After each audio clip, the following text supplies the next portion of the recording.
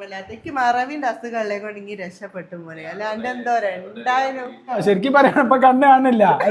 Hi friends, എല്ലാവർക്കും പുതിയൊരു വീഡിയോയിലോട്ട് സ്വാഗതം. എൻ്റെ വീഡിയോ പുതുതായിട്ട് കാണുന്നവരുണ്ടെങ്കിൽ ഒന്ന് സബ്സ്ക്രൈബ് ചെയ്ത് സപ്പോർട്ട് ചെയ്യണം കേട്ടോ. അപ്പോൾ ഞാനിന്ന് വന്നിരിക്കുന്നത് ടി ഫാമിലിയെ കുറിച്ച് കുറച്ച് കാര്യങ്ങൾ പറയാൻ വേണ്ടിയിട്ടാണ്. ടി ഫാമിലി ഇന്നലെ ഒരു വീഡിയോ ഇട്ടിട്ടുണ്ടായിരുന്നു. അപ്പോൾ അതിനെ സംബന്ധിച്ച് കുറച്ച് കാര്യങ്ങൾ പറയാനാണ്. അപ്പോൾ എല്ലാവർക്കും അറിയാവുന്നതാണ്, ടി ഫാമിലി ഷെമി കുറച്ച് ഏജ്ഡ് ആണ്. പുള്ളിക്കാരൻ്റെ ഹസ്ബൻഡ് കുറച്ച് ഏജ് കുറവാണ്. അപ്പോൾ അവൻ എന്താ പറയുക, ഷെമിയുടെ ഹസ്ബൻഡ് ഈ ഏജ് വെച്ചിട്ട് തന്നെ റീച്ച് ഉണ്ടാക്കിക്കൊണ്ടിരിക്കുകയാണ്. അതുമല്ല, അത് തന്നെ പറഞ്ഞ് കളിയാക്കുന്ന തരത്തിലും എന്താ പറയുക, കേട്ടിരിക്കുന്നവർക്ക് തന്നെ ഒരു പുച്ഛം തോന്നുന്ന രീതിയിലാണ് ആ പുള്ളിക്കാരനെ പോകും. സ്വന്തം ഭാര്യയെ വെച്ചിട്ട് എന്തൊക്കെയോ കാണിച്ചു കൂട്ടുന്ന രീതിയിൽ. പുള്ളിക്കാരിക്ക് വയസ്സുണ്ട് എന്നുള്ളത് അറിയാലോ. അപ്പോൾ അത് വരുത്തി തീർക്കാൻ വേണ്ടിയിട്ട് എന്തൊക്കെയോ കാണിച്ചു കൂട്ടുന്നു. അതുപോലെ എന്താ പറയുക, ട്രോൾ ചെയ്യാൻ വേണ്ടിയിട്ട് ഇട്ട് കൊടുക്കുന്നത് പോലെ, റീച്ച് ഇപ്പോൾ കുറഞ്ഞപ്പോൾ റീച്ചിന് വേണ്ടിയിട്ട് എന്തൊക്കെയോ കാണിക്കുന്ന പോലെയുള്ള ആ ഒരു തരത്തിലാണ് ഇപ്പോൾ ടി ഫാമിലിയുടെ പോക്ക് എന്ന് പറയുവാണെങ്കിൽ. ആ ഒരു വീഡിയോസുകളും 1-2 വീഡിയോസുകളൊക്കെ എടുത്ത് നോക്കിയ സമയത്ത് അങ്ങനെയാണ് എനിക്ക് തോന്നിയത്. എന്തായാലും നമുക്ക് ബാക്കി ഭാഗം കൂടെ ഒന്ന് കണ്ടിട്ട് വരാം, ഒന്ന് കണ്ടു നോക്കൂ. കഴിഞ്ഞിട്ട് ഈ കയറൊക്കെ കാണുമ്പോൾ എനിക്ക് വെറുതെ തോന്നില്ലേ. അതല്ല ഉണ്ടാവില്ലേ, മീറ്റിംഗ് ഒക്കെ ഉണ്ടാവില്ലേ? ഒന്നും ഉണ്ടാവില്ല ചർച്ച മീറ്റിംഗുകളിൽ എന്തേത്താ ആ സമയത്ത് മീറ്റിംഗിന്, പാരന്റ്സ് മീറ്റിംഗിന് ആരാ പോവുക? ഞാന് എങ്ങനാ പോവുക? അറിയാട്ടോ, വടിയൊക്കെ കുത്തിപ്പിടിച്ച് അങ്ങനല്ല, വടിയൊക്കെ കുത്തിപ്പിടിച്ച് ലിപ്സ്റ്റിക് ഒക്കെ ഉണ്ടാകും. അപ്പോഴും കയ്യര്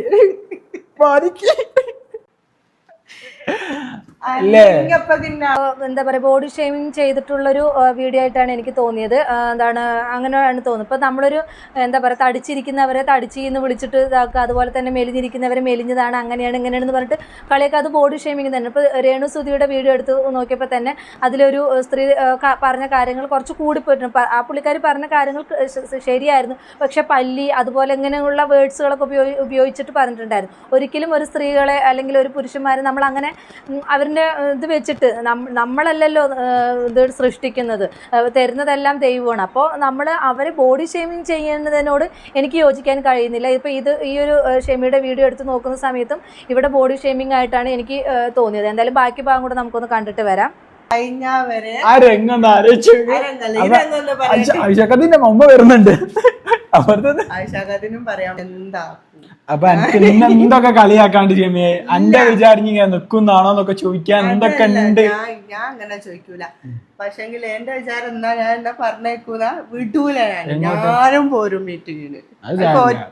ഞാൻ അങ്ങനെ കൊണ്ടുപോണ്ടത് നോക്കി കല്ലുണ്ടേ പറയണേ, കല്ലുണ്ടേ പറയണേ. അത് അങ്ങനെ ആയി പോവല്ലേ, എങ്ങനെ ഇങ്ങോട്ട് വെച്ചിട്ട് ആട്ടായി. കണ്ണും കാണില്ല, ഇപ്പൊ ചെവിയും കേക്കില്ല, കഫന്ന് അറിഞ്ഞിട്ട് ഞാൻ പറയുമ്പോ കളിയാക്കാനാന്ന്, നീ പറയുമ്പോ ഇത് ഒറിജിനൽ ആണ്.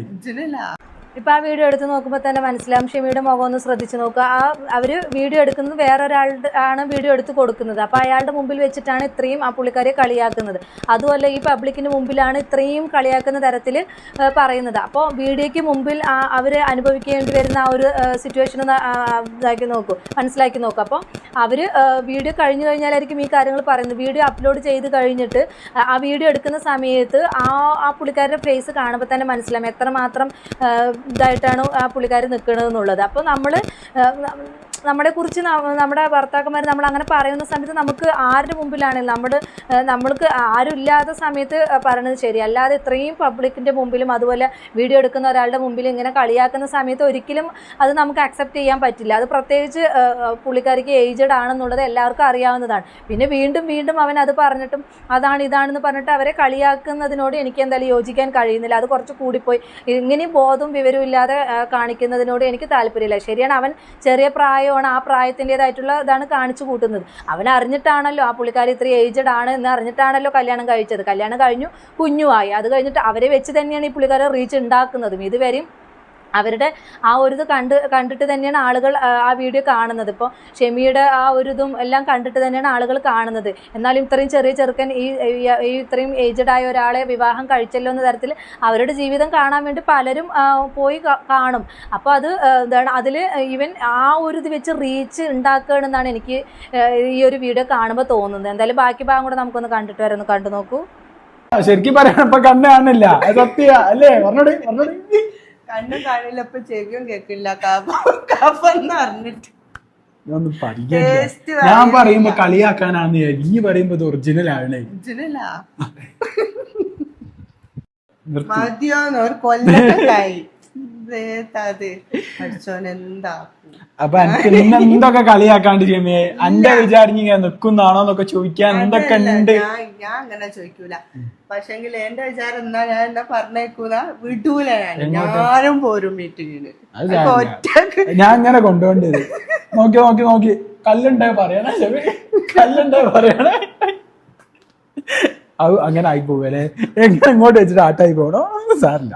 ഓർമ്മയില്ലാത്തേക്ക് മറവിന്റെ അസുഖങ്ങളെ കൊണ്ട് ഇങ്ങനെ രക്ഷപ്പെട്ടു പോലെ. അല്ലാണ്ട് എന്തോ എന്തായാലും ഞാൻ ശരിക്കും ചിന്തിക്കുന്ന എന്താ അറിയോ, ആശുവിന്റെ മീറ്റിംഗിന് ഷെമി പോണതാ.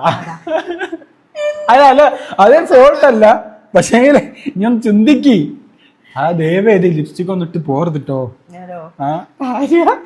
അത്രക്ക് ആകുമല്ലോ.